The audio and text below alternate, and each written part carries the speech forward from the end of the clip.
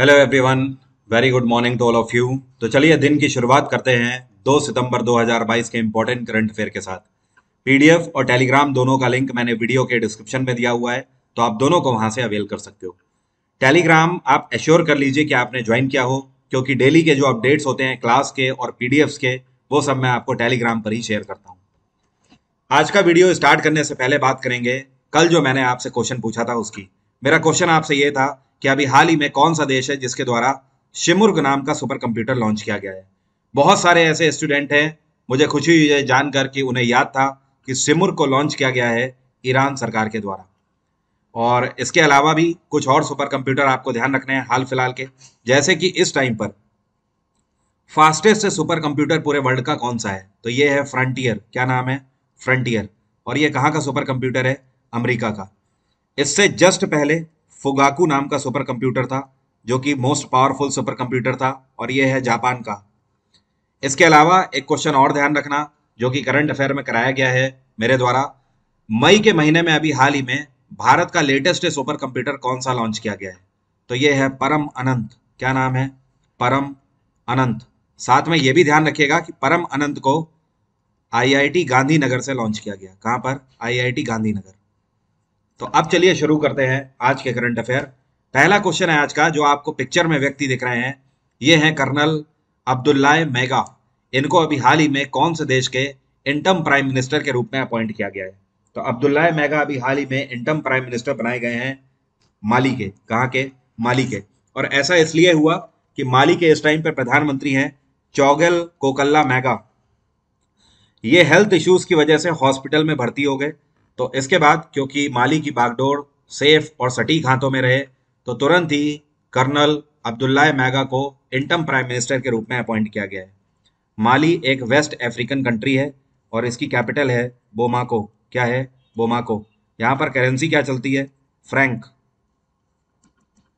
और केनिया की capital Nairobi है। और तंजानिया और नामीबिया, इन दोनों की कैपिटल जरा आप मुझे कमेंट बॉक्स में लिखकर बताइए जल्दी से, अगर आपको पता है तो। अगला क्वेश्चन है जो आपको पिक्चर में दिख रहे हैं, इनका नाम है मिखाइल गोर्बाचेव। इनका अभी हाल ही में निधन हो गया। ये कौन से देश के आखिरी राष्ट्रपति थे? तो ये सोवियत संघ के आखिरी राष्ट्रपति थे। आपको पता है सोवियत संघ से कैसे रशिया बना है? उसके पीछे पूरा श्रेय इन्हीं को जाता है, मिखाइल गोर्बाचेव को।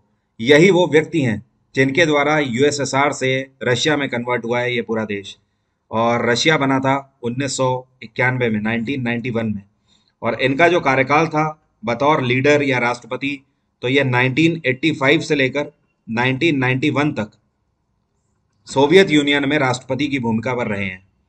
और करीब अगर बात करी जाए तो 1990 में, 1990 में इनको नोबेल पीस प्राइज से भी सम्मानित किया गया था। नोबेल पीस प्राइज से अगर किसी व्यक्ति को सम्मानित किया जा रहा है, तो आप समझ ही सकते हो कि इन्होंने कहीं ना कहीं ह्यूमैनिटी के क्षेत्र में उत्कृष्ट कार्य किया है। जी हाँ, इन्होंने ये काम किया था कि सोवियत संघ से रशिया कन्वर्ट हुआ, और ये अपने आप में यूरोपियन कंट्रीज से इस टाइम पर काफी कोल्ड वॉर चल रहा था, और उस कोल्ड वॉर के चलते बिल्कुल भी ब्लड शेड नहीं होते हुए रशिया को इन्होंने फॉर्म करने में मदद करी थी। तो यहाँ पर बिल्कुल भी ब्लड शेड नहीं हुआ, किसी का भी रक्तपात नहीं हुआ, कुछ भी हिंसा नहीं हुई, और सारी चीजें आराम से हो गई। और दशकों पुराना जो कोल्ड वॉर है वो इन्हीं की वजह से खत्म हुआ था। इसके ऊपर मैं पूरा एक वीडियो बनाऊंगा इस मुद्दे पर। अगला क्वेश्चन है, who has become the brand ambassador of SE4 accessories of upper case. देखिए, अपर केस एक कंपनी है जो कि लगेज बनाते हैं, और इनके लगेज की खास बात यह है कि आप इको फ्रेंडली लगेज इस कंपनी से ले सकते हो, और वो भी मौसम के हिसाब से। तो अपर केस जो कंपनी है, इनकी एक्सेसरीज का नाम है S4 एक्सेसरीज। तो इसके ब्रांड एम्बेसडर अभी हाल ही में कौन बने हैं? ये बने हैं जसप्रीत बुमराह। अगला क्वेश्चन है, ये कौन सा शहर है जहां पर अभी हाल ही में सेरेक्स 2022, जो कि मैरीटाइम सर्च और रेस्क्यू एक्सरसाइज है 2022 की, इसका 10वां संस्करण अभी हाल ही में आयोजित किया गया। तो इस बार इसका 10वां संस्करण चेन्नई में आयोजित किया गया। इसकी थीम थी capacity building towards marine passenger safety. इसकी खास बात यह थी कि इसमें इंडियन कोस्ट गार्ड के द्वारा हिस्सा लिया गया, और आईसीजी ने यहाँ पर प्रैक्टिस करी कि किस तरीके से एयरक्राफ्ट के थ्रू या अपने चॉपर्स के थ्रू जो शिप में फंसे हुए स्टाफ हैं उनको किस तरीके से रेस्क्यू किया जाए। इसमें अभी हाल ही में आईसीजी में डॉर्नियर एयरक्राफ्ट को शामिल किया गया था, उसी का यूज किया गया है। आपको याद होगा शायद करीब 1-1.5 महीना हो रहा है, मैंने आपको बताया था कि डॉर्नियर एयरक्राफ्ट एचएएल के द्वारा बनाकर इंडियन कोस्ट गार्ड को दिए गए हैं। उन्हीं डॉर्नियर का अभी हाल ही में यूज किया गया। और इस साल के शुरुआत में इंडियन कोस्ट गार्ड के नए चीफ बनाए गए थे वी एस पठानिया। क्या नाम है इनका? V S Pathania. इन्होंने के नटराजन को सक्सीड किया था, के नटराजन। अगला क्वेश्चन है, दिल्ली सरकार के द्वारा अभी हाल ही में कौन सी क्लास के बच्चों के लिए वर्चुअल स्कूल योजना शुरू करी गई है? तो अरविंद केजरीवाल सरकार ने क्लास 9th से लेकर 12th तक के स्टैंडर्ड के बच्चों के लिए वर्चुअल स्कूल योजना अभी हाल ही में शुरू करी गई है। इनको दिल्ली मॉडल वर्चुअल स्कूल के नाम से जाना जा रहा है। इन स्कूलों की खास बात यह है कि इसमें पूरे भारत के किसी भी बोर्ड से पढ़े हुए स्टूडेंट्स एडमिशन ले सकते हैं। इतना ही नहीं, इसके अंदर नीट, सीयूईटी और जेई एंट्रेंस एग्जाम की भी प्रिपरेशन कराई जाएगी। और एलिजिबिलिटी के लिए जो एज है ये 13 से 18 के बीच में होनी चाहिए। दिल्ली में इस टाइम पे लेफ्टिनेंट गवर्नर कौन है? तो कुछ टाइम पहले विनय कुमार सक्सेना को यहाँ का लेफ्टिनेंट गवर्नर अपॉइंट किया गया था। विनय कुमार सक्सेना ने अनिल बैजाल को सक्सीड किया था। अभी कुछ टाइम पहले दिल्ली सरकार के कौन से एक्ट को संशोधित किया गया था? तो आपको ध्यान रखना है, दिल्ली गवर्नमेंट एक्ट 1991 को संशोधित किया गया था। और इसका मतलब यह है कि पहले दिल्ली गवर्नमेंट का जो मतलब था, मतलब जो एक्ट है उसमें लिखा रहता था दिल्ली गवर्नमेंट, दिल्ली गवर्नमेंट। तो उसमें क्या किया गया है संशोधन? दिल्ली गवर्नमेंट के बराबर में ब्रैकेट में लिख दिया गया है लेफ्टिनेंट गवर्नर। तो इसका सीधा सा मतलब यह हो गया है कि दिल्ली सरकार का मतलब अब मुख्यमंत्री नहीं, लेफ्टिनेंट गवर्नर है। तो सीधा सा इसका यह मतलब है कि दिल्ली के अंदर जो मुख्यमंत्री होंगे उनको कोई भी चीज एग्जीक्यूट करने से पहले लेफ्टिनेंट गवर्नर से परमिशन लेनी होगी। अभी हाल ही में नेशनल न्यूट्रिशन वीक कौन से दिन मनाया गया? तो राष्ट्रीय पोषण सप्ताह हर साल सितंबर के महीने में पहले सप्ताह को मनाया जाता है। तो इस बार 1 से लेकर 7 सितंबर तक हम लोग इसको मना रहे हैं। पोषण सप्ताह को मनाने के पीछे का मेन उद्देश्य यह है कि हम सभी को यह समझना चाहिए कि हमारी जो डाइट है वो न्यूट्रिशन फुल होनी चाहिए। स्पेशली भारत में हर साल हजारों बच्चों की मौत हो जाती है कुपोषण की वजह से। इतना ही नहीं, लाखों की तादाद में ऐसी माएँ हैं जो कि कुपोषित रहती हैं सही डाइट ना लेने की वजह से। तो एक्चुअली इनिशियल स्टेट में उन्हें अपनी डाइट्स का ख्याल रखना चाहिए, जिससे कि अगर वो सही न्यूट्रिशन ले रही हैं तो जो बेबी होगा उस बेबी तक भी प्रॉपर न्यूट्रिशन पहुंचेंगे। इस बार की थीम है वर्ल्ड ऑफ फ्लेवर्स। अगला क्वेश्चन है, अभी हाल ही में भारत सरकार के द्वारा 2022 से 23 के सत्र के पहले क्वार्टर में जीडीपी कितना कैलकुलेट किया गया है? तो भारत सरकार के आंकड़े बताते हैं कि अप्रैल से लेकर जून तक, मतलब अप्रैल मई जून, यही तो 3 महीने हुए ना फर्स्ट क्वार्टर के, तो अप्रैल मई जून इन 3 महीनों में भारत का जो जीडीपी है ये 13.5% रहा है। अगर मैं आपसे बात करूं 2021 की, तो 2021 में फर्स्ट क्वार्टर में था 20.1%। सेकेंड क्वार्टर की अगर बात करें तो ये था 8.4%। तीसरे क्वार्टर में ये हो गया 5.4% और चौथे क्वार्टर में ये हो गया 4.1%। 2022 के सत्र में 21 के सत्र में जो आखिरी क्वार्टर था उसमें तो ये काफी कम हो गया था, टेंशन वाली बात हो गई थी। बट अभी ये काफी उभर चुका है और 13.5% के आसपास चल रहा है। आरबीआई के द्वारा जो ये प्रेडिक्शन दिया गया था ये 16.2% का प्रेडिक्शन दिया गया था। तो खैर प्राइम लेवल पर ये उससे कमी रह गई थोड़ी सी। अगला क्वेश्चन है, ये कौन सा शहर है जहां पर 1 महीने तक चलने वाली Rajiv Gandhi rural Olympic games का अभी हाल ही में उद्घाटन किया गया है? तो ये शहर है राजस्थान का जोधपुर। कौन सा? जोधपुर। और अशोक गहलोत जो कि यहाँ के मुख्यमंत्री हैं, इनके द्वारा इसका उद्घाटन किया गया है। इसमें पूरे राजस्थान के हजारों गांव के हजारों पार्टिसिपेंट्स को मौका दिया जाएगा। राजस्थान में इस टाइम पर 44,672 टोटल गांव हैं और जिनमें से आपको जानकर खुशी होगी 44,000 गांव यहाँ पर हिस्सा ले रहे हैं इन गेम्स में। तो आप समझ लीजिए इसमें तादाद लेने वाले जो खिलाड़ी हैं इनकी भी संख्या हजारों में होगी। इसके अलावा अगर बात करें तो जो Rajiv Gandhi rural Olympic games हैं इसका मैस्कॉट आप यहाँ पिक्चर में देख सकते हो, हिंदी में जिसको आप शुभांकर बोलते हो। इसका नाम क्या है? इसका नाम है शेरू। क्या नाम है? शेरू। अगला क्वेश्चन है, आज के दिन मतलब 2 सितंबर को इंडियन नेवी का जो एनसाइन है वो आईएनएस विक्रांत में अनवील किया जा रहा है। कौन इसका उद्घाटन करेंगे? तो नरेंद्र मोदी इसका उद्घाटन करने जा रहे हैं आज के दिन। अभी किसी को भी नहीं पता है कि इंडियन नेवी का एनसाइन क्या होने वाला है इस बार का। एनसाइन का मतलब होता है निशान। जैसे कि आप देखते होंगे हमारी इंडियन नेवी का ये झंडा है, ठीक है। इसका इतिहास थोड़ा सा देख लीजिए। 1947 से लेकर 50 तक इंडियन नेवी का जो झंडा था वो इस तरीके का था।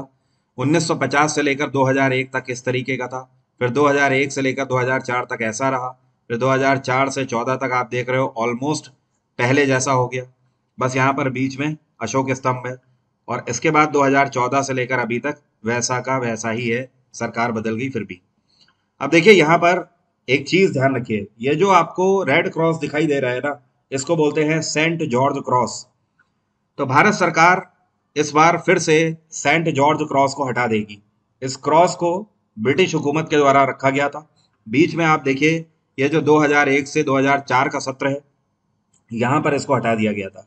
और इस टाइम पर जब 2004 में अगर बात करी जाए तो इस टाइम पर अटल बिहारी वाजपेयी की सरकार थी। उसके बाद 2004 में डॉक्टर मनमोहन सिंह की सरकार आ गई और इसको फिर से वैसा ही कर दिया गया। 2014 तक ये वैसा ही रहा और इस सरकार को भी करीब 8 साल हो गए, इस पर कोई बदलाव नहीं हुआ। लेकिन अब ये सरकार इस पर बदलाव कर रही है और इस क्रॉस को अब हटाया जाएगा फिर से। तो आज पता लगेगा दिन में कि किस तरीके का नया साइन आ रहा है। जो भी होगा कल मैं आपको करंट अफेयर में अपडेट करूंगा इसके लिए। इंडियन नेवी डे हम लोग 4 दिसंबर को मनाते हैं। इस टाइम पे नेवल चीफ है आर हरि कुमार। ध्यान रखिएगा आईएनएस विक्रांत भारत का पहला इंडिजिनस एयरक्राफ्ट कैरियर है। अगला क्वेश्चन है, ये कौन सा राज्य है जिसको पूरे 119 साल के बाद दूसरा रेलवे स्टेशन प्राप्त हुआ है? मतलब पिछले 119 साल से इस राज्य के अंदर सिर्फ एक ही रेलवे स्टेशन हुआ करता था। तो ये राज्य है नागालैंड। और नागालैंड में जो पहले रेलवे स्टेशन हुआ करता था ये दीमापुर रेलवे स्टेशन हुआ करता था। अब जो नया रेलवे स्टेशन का उद्घाटन यहाँ पर हुआ है इसका नाम है, यहाँ पर मैं लिख देता हूँ, सोखुवी रेलवे स्टेशन। क्या नाम है? सोखुवी रेलवे स्टेशन। इसका उद्घाटन अभी हाल ही में मुख्यमंत्री नेपियो रियो के द्वारा किया गया है। और यहाँ से एक एक्सप्रेस रवाना करी गई है, इसका नाम है डोनी पोलो एक्सप्रेस। डोनी पोलो एक्सप्रेस। ये एक्सप्रेस आसाम से अरुणाचल प्रदेश तक कनेक्ट करती थी, लेकिन अभी अरुणाचल प्रदेश से आगे बढ़ाकर नागालैंड तक चलाई गई है। नागालैंड में इस टाइम पे गवर्नर है डॉक्टर जगदीश मुखी। तो सभी को बधाई हो, नागालैंड को आखिरकार 119 साल के बाद दूसरी ट्रेन अपनी मिली गई, दूसरा रेलवे स्टेशन। बेसिकली ट्रेन तो अपने आप ज्यादा हो ही जाएंगे। अभी हाल ही में एक किताब लॉन्च करी गई है, इस किताब का नाम है साइंस बिहाइंड सूर्य नमस्कार। ये किताब किसके द्वारा रिलीज करी गई है? तो इसको रिलीज किया है डॉक्टर महेंद्र भाई मुंजपारा के द्वारा। और डॉक्टर महेंद्र भाई मुंजपारा कौन है? ये मिनिस्टर ऑफ स्टेट है आयुष मंत्रालय में। इस किताब की खास बात यह है कि इसमें सूर्य नमस्कार के पीछे साइंटिफिक रीजंस बताए गए हैं और उनके बेनिफिट्स बताए गए हैं। आपको पता है ये किताब किसके द्वारा कंपाइल करी गई है? इसको all India institute of Ayurveda के द्वारा कंपाइल किया गया है। इसको नई दिल्ली से लॉन्च किया गया है। और इतना ही नहीं, जो महेंद्र भाई मुंजपारा हैं इन्होंने अभी हाल ही में ई रिक्शा भी लॉन्च किए हैं दिल्ली में और एक पब्लिक एम्बुलेंस भी लॉन्च करी है जो कि लोगों की सेवा में तत्पर होगी। नेक्स्ट क्वेश्चन है जो आपको पिक्चर में दिख रहे हैं, इन खिलाड़ी का नाम है कॉलिन डी ग्रैंडहोम। अभी हाल ही में इन्होंने क्रिकेट को अलविदा बोल दिया, रिटायरमेंट अपना अनाउंस किया है इंटरनेशनल क्रिकेट से। ये कौन से देश के खिलाड़ी थे? तो ये न्यूजीलैंड से खेलते थे और 36 साल के हो गए हैं। 36 की उम्र में इन्होंने रिटायरमेंट अनाउंस किया है। ये खेले तो न्यूजीलैंड से हैं लेकिन ये जिम्बाब्वे से बेसिकली बिलोंग करते थे। इन्होंने साल 2004 तक अंडर 19 क्रिकेट अपना जिम्बाब्वे से ही खेला है। उसके बाद ये न्यूजीलैंड की तरफ से खेलने लगे। अब रहा आज का मेरा क्वेश्चन आपसे, आपको बताना है अर्साइडे is the scientific name of हुम। इनमें से ये कौन सा एनिमल है जिसका साइंटिफिक नेम अर्साइडे है? जल्दी से मुझे कमेंट बॉक्स में लिखकर बताओ, देखता हूं कितने लोग सही आंसर करते हैं। इसके अलावा आप मेरा जीएसजीके का फाउंडेशन बैच ज्वाइन कर सकते हो जिसकी शुरुआत कल से ही हुई है 1 सितंबर से। आप एसएससी, बैंक, रेलवे, किसी भी एग्जाम की प्रिपरेशन कर रहे हो, चाहे वो डिफेंस का हो चाहे पीसीएस का हो, हर एक एग्जाम में ये फायदेमंद होने वाला है। बैंक मैंने इसलिए कहा है क्योंकि बैंक के लिए ये नहीं, स्टैटिक जीके का मेरा बैच चल रहा है दोपहर में 12 बजे, आपको उसका भी लाभ मिल जाएगा। डिस्काउंट कोड वरुण 777 को लगा के आप इसे अवेल कर सकते हो। वीडियो के डिस्क्रिप्शन में इस बैच का डायरेक्ट लिंक है, आप वहां से इसे अवेल कर सकते हैं। और कल के दिन 3 सितंबर को टीचर्स डे स्पेशल पे 3 बजे मैं आपसे मिलने आ रहा हूँ लखनऊ में। लखनऊ में अलीगंज स्थित अनअकैडमी सेंटर में मेरी आपसे मुलाकात होगी। जितने भी लोग वहां पे मुझसे मिलना चाहते हैं आ सकते हैं दोपहर में 3 बजे। टेलीग्राम पर मैंने कल एक फॉर्म भी आपसे शेयर किया हुआ है, उस फॉर्म को आप फिल कर दीजिए अगर आप इस इवेंट में आ रहे हैं तो। आज की बात यहीं तक रहेगी। Thank you so much, have a nice day, take care, bye bye, आपका दिन मंगलमय हो।